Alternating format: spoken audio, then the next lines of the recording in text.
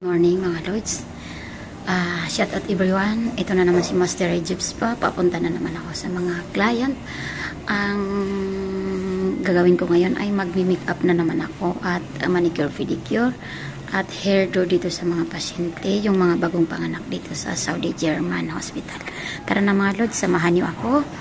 Ang mga bagong panganak ngayon ay pupuntahan natin. Maganda mga Lords yung mga nanganganak dito sa hospital ng Saudi German dahil pagkatapos nila mga anak ay inaayusan po sila. Ang ginagawa ko sa kanila ay mini-makeupan ko sila at manicure, pedicure at hairdo. Ito po yung bag ko mga Lords ng dala-dala ko. Bago ko gawin yung mga pasyente ay nagde-decorate muna ako para sa kanila. So nakatulong po itong mga Lords sa mga bagong panganak dito sa hospital. Kasi pag naayusan mo sila, so natutuwa po sila. Nawawala po yung mga stress nila. Nababawasan. Samahan niyo ako mga Lords. Pupuntahan na po ako sa 4th floor at may nanganak po. Kumusta? Kumusta tayo dyan lahat? Samahan niyo ako mga Lords mag-home service dito sa mga pasyente ng Saudi German. Napakaganda mga Lords ang project nila dito. Dahil nakakatulong po ito sa mga stress. Iba po pag bagong panganak yung mga tao dito ay bagong panganak po ay stress sila. So nakakatulong po ito sa pagre-recovery nila. Punta na ako mga Lords sa 4th floor. Ayan po yung bag ko. So ngayon ay samahan niyo ako. Ang pasyente ko ngayon dito sa Saudi German, ang mga nanganak dito ngayon ay 6 po. 6 ang nanganak dito ngayon. So, pupuntahan ko na yung pasyente. Ayan ko lang. Ayan ako mga Lords sa room 423.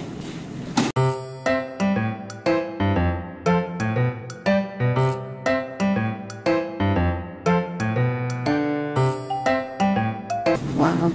Ito na mga Lords, pag nakikita mo yung decorate dito sa labas, nagde-decorate po yan yung mga pasyente na bagong panganak. Ito yung decoration nila sa labas. Ayan. Decorate nila yan. Omar. Siguro lalaki yung ano dito. Lalaki yung pasyente dito sa kwarto na ito. Kahapon pa to, pero hindi ko na siya natapos. Kakapanganak lang kahapon. So, pangalawang araw kasi ang dapat sila make-upan. So, papasok na po ako. Bawal po kasi pakita yung client, yung pasyente. Kasi mga Saudi po sila. Bye ako mga Lords. Pasok na po tayo. Ayan yung decorate nila. Wow! Ganda. Good morning! This is a spa free for the hospital. Spa? Yeah. This is free for the mom. Have appointment before. Wow, thank you.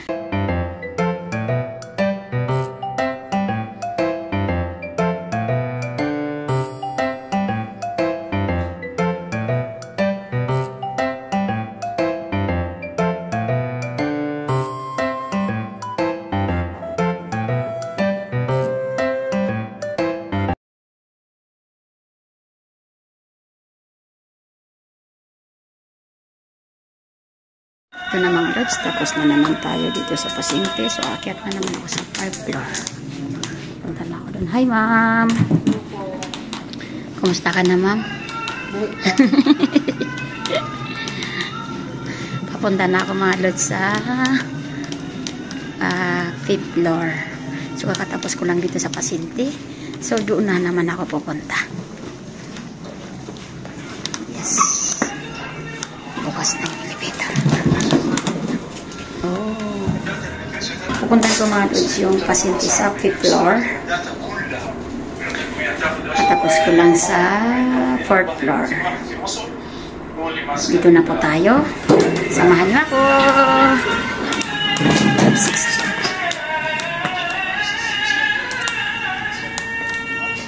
Wow.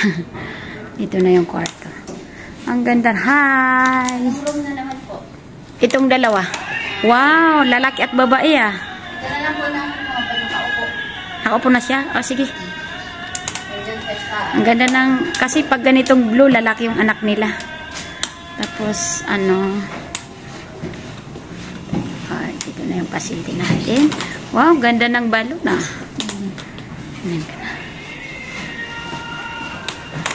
Dito na yung pasyente na. Sigurado baby girl. Hala. Baby girl yung anak nila dito. Yan, pasukan na natin.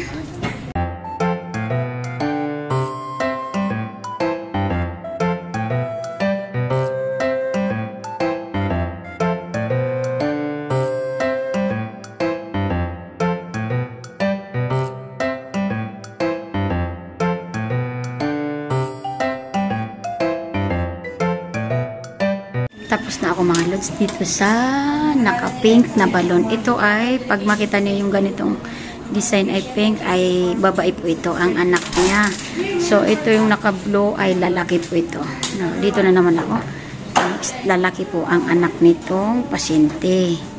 Ganyan po yung tanda dito. Pag blue ay lalaki. Pag pink ay babae. So, papasok po ako dito. Dito na po ako. Papasok na naman ako dito.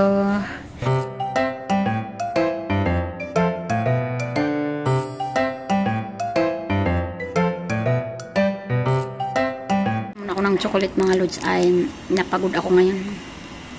Binigyan ako ng mga yung pasyente ng chocolate. May mga chocolate kasi sila. Tapos na ako dito mga lods. Ang anak na ay lalaki. So ay magpasign tayo sa mga nurse. Ito yung sasign na ng mga nurse. Ibig sabihin dito nakasalalay. Ibig sabihin dito nakasalala yung sahod natin dito. Sa sign ng mga nurse. After ko magawa yung mga client, mga pasyente, ay kailangan mag-sign dito yung mga nurse. Ayan. Ito na mga lods, papasign natin sa mga nurse. Dito nakasalalay ang ating sahod sa file na to. Puntahan ko yung mga nurse ngayon. Tapos na ako sa mga pasyente. Ayan. So, kakatapos lang natin. Mayroon na naman bagong nanganak doon sa 4th floor. Titingnan muna natin kung pwede na siyang mag-make-upan. So, ngayon ay magpasign na tayo mga lods sa mga nurse.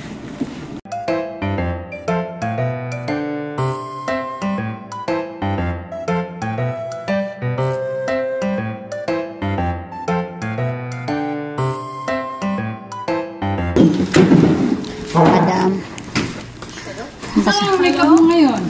Pasay na ako. Napagod na ako. Anong pagpapagod sabi?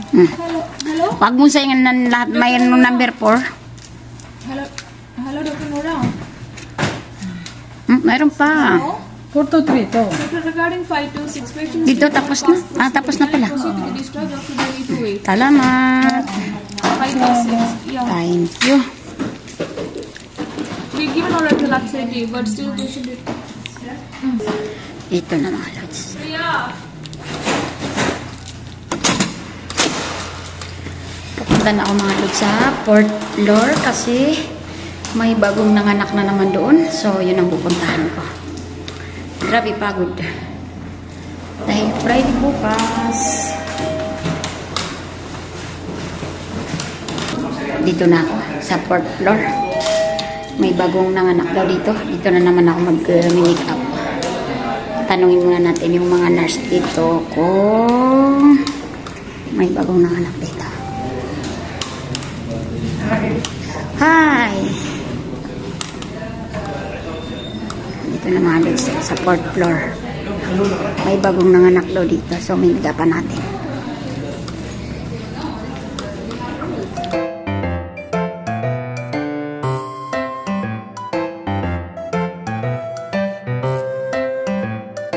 Naligaw na ako mga lods. Sa iba ako napunta. Pasyente dito.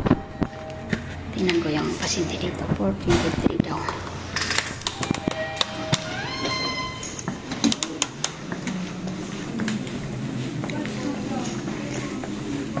Ma'am, may pasyente ba kayo sa 423? Bagong panganak? Bagong nanganak? For discharge. Hmm? It's a discharge. She already decides. Still in the room. No? Hindi pa yun na make up, ano? Maybe take time, ma'am. 3 o'clock, 4 o'clock, she will go. 423 sa? Yes, ma'am? 423? Number room? Yes. I will check. So, ngayon ay uuwi na tayo. Ay, nakakapagod. Nakakapagod magtrabaho. Pero ito na talaga yung kasiyahan natin magtrabaho. Ay, bismillah. Akala mo na, hindi ko totoo. Bahala ka dyan.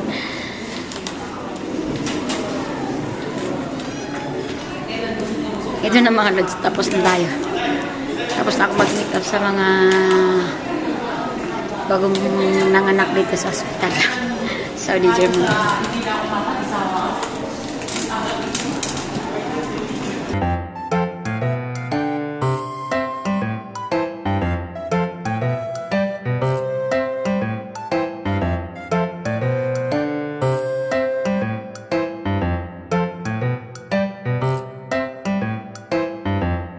Punta ako dito mga lods. Tingnan ko yung mga kasama ko dito. Pagod yan sila.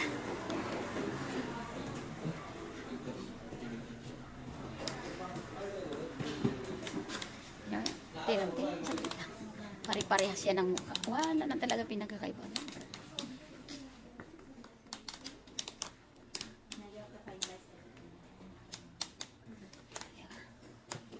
You are same face all.